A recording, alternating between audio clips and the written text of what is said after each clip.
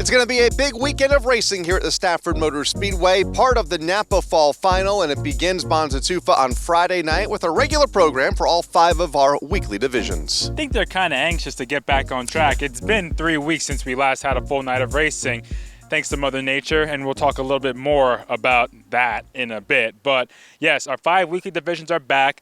Every division except the SKs have 2 races left, so the points battles are very, very critical right now. There's no margin for error. Everyone's got to be perfect if they want to fight for the title or just for bragging rights to end the season. We'll begin with the SK Modifieds. You mentioned everybody else has 2, except for the SKs. They have 3, including 2 races in the next 2 days. Not very tight championship battle, though, coming off a brand new winner 3 weeks ago with R.J. Marcotte. Todd Owen able to open up his point lead. Well, Todd finished second after starting back in 14th in a race that went caution-free. That 81 has been consistent. 31 straight top 10s. We've documented it before. That is key. It's crazy to think that he's only had 1 win this year. He had 1 win last year. He hasn't won a lot of races, which is something he wants to do. Hasn't quite had enough to do that so far, but he's still got 3 more events to go. We'll see what Todd can do. The big thing for him at this point, he can be the first driver to win 3 straight SK Modified titles at Stafford. He has a 58-point lead. If he can stay 52 above Corey DiMatteo or whoever is in second spot by the end of the weekend, he's the champion for 23. And you can only max 50 points over the course of a single event. So do the math. He's got a pretty good cushion of at least 1 full race right now for Todd Owen. That same cushion almost for Kevin Gambacorta in the late models, just 2 shy of that with 48. Yeah, he's been consistent all year long. Last year he said it was one of the worst years when it came to bad luck. Knock on wood, he hasn't had much of that thus far. That one night where he had the broken sway bar was about the worst thing that's happened to him this season. He's got 3 wins. He still wants to get 1 more win to set a new personal record, but he is the point leader, trying to become the first driver to win championships in 3 divisions at Stafford, let alone 3 fender divisions. That hasn't been done before. Gambacorta has been fast all year. The 50-lapper was the last event the late models had, and he was flying in that long run. But a couple short runs in the end made him points race. We'll see if it's more of the same in these last few weeks. He needs to stay 2 positions ahead of Tom this Friday on track to clinch the title. Talking about Tom Fern, in fact, 5 different winners in the last 5 late model races. It's been a very competitive second half of their season. It's been like that pretty much all season long. We talked about how tough this division is. They had 6 winners in the first 6 races. Now we've had 5 winners in the last 5. That's been the MO for the late models. So many good cars. You got to be perfect. Who's the first to get to the front, and can they stay there? In the SK Light Modifieds, can anybody stop George Bissett Jr.? I know we've been talking about him and this very topic for about the last 5 or 6 weeks now. Well, rightfully so. He's won 3 of the last 4 races, and that one race he didn't win, he got a 3rd. He's on the tear, and that's why he's only 2 points behind Brian Sullivan. So we talked about Gambacorta and Owen possibly clinching titles this week. Not happening this Friday night in the SK Light Modifieds. It's going to be really interesting. Sullivan has always been quiet. You'll see him run 4th, 5th, 6th. Bissett, as I mentioned before, he's very aggressive. He's not afraid to get up to the front as fast as possible. He's only got 20 laps to work with, and he's starting 12th, 13th, 14th almost every week because he's been doing so well.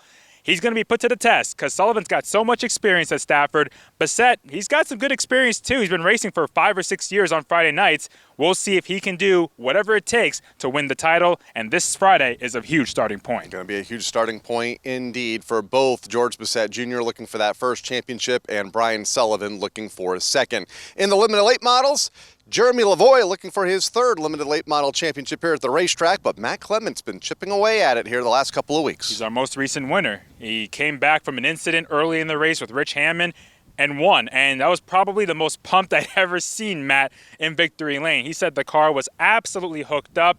If he can keep that up, it'll give him a chance because he's still over 10 points behind Lavoie, but we've seen this story before with Lavoie last year where he was in good shape, but in that last race with 3 laps to go, and trust me, I'm sure he hasn't forgotten it, but anything can happen these last few weeks. Nobody's won 3 limited late model titles. Lavoie looks to be the first. Matt Clement, he's had a great year. He's looking for his first Stafford track title. And in the street stocks, same story, different verse, different Friday night. Ryan Waterman, 12 points over Travis Hydar. They started the year 1-2. They're probably going to end the year 1-2. In fact, they are going to end the year 1-2 because 3rd place is very far behind. But who's going to come out on top? Waterman has the most wins this year. Hydar has had a little more consistency. In fact, Hydar's won 3 of the last 5 races leading up to this point. Those two have just been back and forth every Friday night. They were 1-2 last week. They beat and banged the week before. They had an incident. They've had everything happen, and there's still 2 races to go. Haidar, I think, needs to win these last 2 races if he wants a shot, because he's still over 10 behind Waterman. Waterman can take it easy. Will he take it easy? I doubt it. But Haidar needs to win both of these races, in my opinion, to have a real good shot at back-to-back titles. 6 positions, make that 7 positions on the racetrack between those 2 drivers, and they have 2 races to settle it for the championship for the street stocks. You hear in the background a modified coming to life. We have teams here preparing for Saturday's 50th NAPA Fall Final. What a great entry list, approaching 40. But before we talk about that, yes, we are watching the weather, and stay tuned to all of the Stafford social media channels and StaffordSpeedway.com for updates over the next couple of days. But there is a rain date in case Mother Nature arrives on Saturday. Yes, if it rains out Saturday, we'll race Sunday, September 24th, and hopefully we'll be able to race then. But yes, so many good modified stars: Matt Hirschman, Ronnie Silk, Woody Pitcat, Rodney Williams, Mike Christopher Jr., Craig Lutz is racing in the 46 team, the same team he won the fall final in 2019. So many top-tier teams. It's hard to pick who's the favorite to win, but I think you can't deny Woody Pitcat and Ron Silk. They've won 5 of the last 7 big open modified events at Stafford. It wouldn't be a surprise to see them fight for the win this weekend. Or could Matt Hirschman win the 50th Spring Sizzler last year and now the 50th Fall Final this year, coming back off that injury last month? Why not? Why not? He won the Spring Sizzler, as he mentioned, and in this year's Spring Sizzler, he was running top 5 for most of the race, but a bad pit stop held him back. He had to carve his way through the field. Never count out Big Money Matt. So many storylines going into this weekend, including Craig Lutz, who's now trying to steal the show. Again, stay tuned to Stafford social channels for any changes to either the race date or the race day schedules over the next couple of weekends. We've dealt with it every week, I feel like, this year with Mother Nature. Yep. And looks like we're going to deal with it again here this weekend. But Friday night competition looks great here at the Stafford Motor Speedway. Hope we'll see you here. And if you can't be here, you can tune us in on FlowRacing.com just after 6 o'clock.